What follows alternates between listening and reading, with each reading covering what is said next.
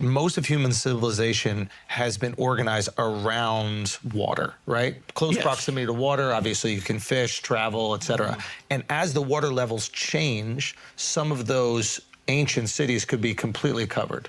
Yes. You've recovered some of these, you've seen This is one of the people. things that I think is missing from our understanding of the past. It amused me, but also irritated me, that in that open letter to Netflix, the Society for American Archaeologists claimed that they could absolutely for certain be sure that there was no lost civilization during the Ice Age. They knew, it was a fact. And if there had been any civilization, they would have found it, and they would have published it. Right.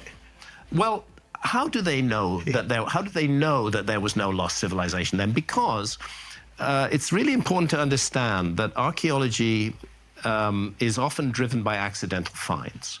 A lot of archaeology, particularly in the industrialized countries, is the result of somebody building there's a huge building project going on. Maybe a housing estate is going to be built, maybe a road is going to be built, maybe a railway is going to be built, maybe a dam is going to be built. And then let's call in the archaeologists to make sure that we're not going to wreck any ancient archaeology while we're doing this. And that's a lot of archaeological discoveries are made as a result of that, rather than of targeted inquiries. The second issue with ruling out completely the possibility of a lost civilization is that archaeology sets itself up as the sole arbiter as to what is and what is not evidence. So I and my colleagues argue that we should consider the possibility of a much older Great Sphinx, as we've just been discussing, on the basis of its geology. I'm not going to bore your audience with the details, but the evidence is incredibly flimsy. There isn't a single document that attributes the Great Sphinx to Khafre, who is supposed to be the builder of the Great Sphinx. There's nothing. It's just opinion, pure opinion. And we think that they are not right to dismiss the case for a much older Sphinx, and to say that, so they select what evidence is evidence and what evidence isn't evidence. That's the second thing. And then the third and final thing is the huge areas of the world that have never been looked at by archaeology at all. Or if looked at by archaeology, looked at only minimally. Of course, the most important are the flooded continental shelves. And that's why Santa and I spent 7 years of our lives, frequently risking our lives, scuba diving all around the world. Sea level rose 400 feet at the end of the last ice age. Let's be clear, it did not rise 400 feet overnight. Right. This was a rise that was extended over a period of 11 or 12,000 years, from about 21,000 years ago down to 10,000. It was even still rising about 6,000 years ago. All over the world? All over the world, yeah. There was a global, all the world's oceans are connected, and but in local areas, if you have a very steep coastline, the effect of the sea level rise, the amount of land it eats up, is going to be a lot less than if you have a gradually sloping coastline. And 120 feet sea level rise on a very steep bit of coast is going to remove relatively less land, whereas on a very sloping bit of coast, it's going to inundate much more land. And the calculation is that 27 million square kilometers that was above water during the Ice Age is underwater now.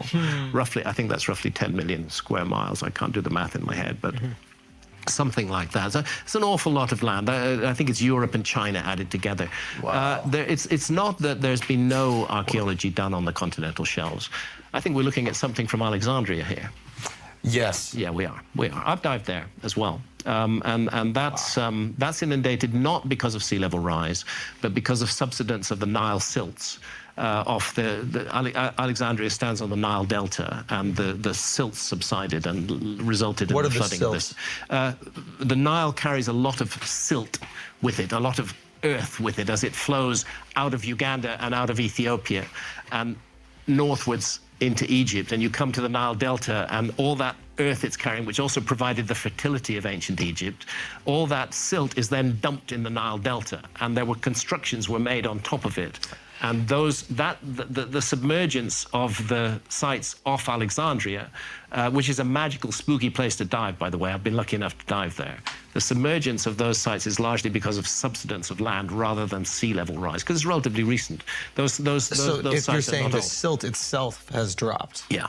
Right. So anything it built wasn't on solid ground. Yeah. Anything built on top of it went down. Why is it a spooky place to dive? Well, because you're coming across statues underwater, you're coming across columns underwater. The visibility is not perfect. It's a little bit kind of weird, and it's just magical in diving on an underwater city. But I cannot claim, and I do not claim that that city is 12,000 years old. No, it's not. But I do claim that in connection with a giant stone circle called of Akajima in the Kerama Islands in Japan, which is 30 meters under sea level, where there has been no land subsidence, where you can calculate that it's been underwater for 12,000 years. I do absolutely claim that in terms of the enormous structures that lie off the coast of Mahabalipuram in Tamil Nadu, in southeast India. Pumpahar, a little further south, there's a huge U-shaped structure underwater there that Santha and I dived on with a team from the National Institute of Oceanography in India. You have to be careful when you look at underwater structures. You have to look at all the conditions that have led to their submergence. And in some cases, it's very clear that they've been underwater for a very, very, very long time indeed.